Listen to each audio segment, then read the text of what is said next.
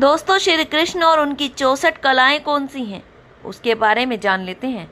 धर्मशास्त्रों में वर्णित है कि श्री कृष्ण भगवान 64 कलाओं में पूर्ण निपुण थे, चाहे वह संगीत हो, नृत्य हो, अन्य विद्या हो। आश्चर्यजनक रूप से उन्होंने इन सभी कलाओं का ज्ञान केवल 64 दिनों में ही प्राप्त कर लिया था। पौराणिक कथाओं के अनुसार श्री कृष्ण ने अपनी शिक्षा उज्जैन स्थित गुरु संदीपनी के आश्रम से प्राप्त की थी। उनके साथ भाई बलराम और सखा सुदामा भी वहां विद्या अध्ययन के लिए उपस्थित थे।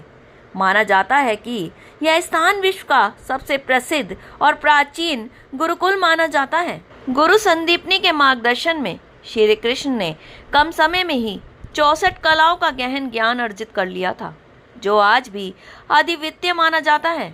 ऐसे में आइए जानते हैं ये 64 कलाएं कौन सी हैं। श्रीमद् भागवत पुराण के 10वें स्कंद में 45वें अध्याय के अनुसार श्री कृष्ण निम्न 64 कलाओं में पारंगत थे। नृत्य, नाचना, वाद्य, तरह तरह के बाजे बजाना, गायन विद्या, गायकी, नाट्य, तरह तरह के हाव भाव व अभिनय, इंद्रजाल यानी कि जादूगरी, नाट्य आख्यायिका आदि की रचना करना, सुगंधित चीजें, इत्र, तेल आदि बनाना, फूलों के आभूषणों से श्रृंगार करना, बेताल आदि को वश में रखने की विद्या, बच्चों के खेल, विजय प्राप्त कराने वाली विद्या, मंत्र विद्या, शकुन अपशकुन जानना, प्रश्न उत्तर में शुभाशुभ बतलाना, रत्नों को अलग अलग प्रकार के आकारों में काटना, कई प्रकार के मात्र का यंत्र बनाना, सांकेतिक भाषा बनाना, जल को बांधना, बेल बूटे बनाना, चावल और फूलों से पूजा के उपहार की रचना करना,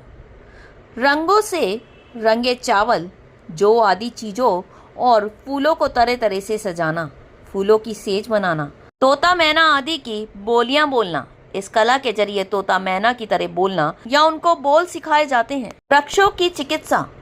पेड़, मुर्गा, बटेर आदि को लड़ाने की रीति, उच्चाटन की विधि, घर आदि बनाने की कारीगरी, गलीचे, दरी आदि बनाना, बढ़ई की कारीगरी, पट्टी, बेत, वाण आदि बनाना यानी आसान कुर्सी, पलंग आदि के बेत बनाना, तरह तरह के खाने की चीजें बनाना यानी कई तरह की सब्जी, रस, मीठे पकवान, कड़ी आदि बनाने की कला, हाथ की फुर्ती के काम, चाहे जैसा वेश धारण कर लेना, तरह तरह पीने के पदार्थ बनाना, द्युत क्रीड़ा, समस्त छंदों का ज्ञान होना, वस्त्रों को छिपाने या बदलने की विद्या, दूर के मनुष्य या वस्तुओं का आकर्षण, कपड़े और गहने बनाना, हार माला बनाना, विचित्र संधियां दिखलाना यानी ऐसे मंत्रों का प्रयोग करना,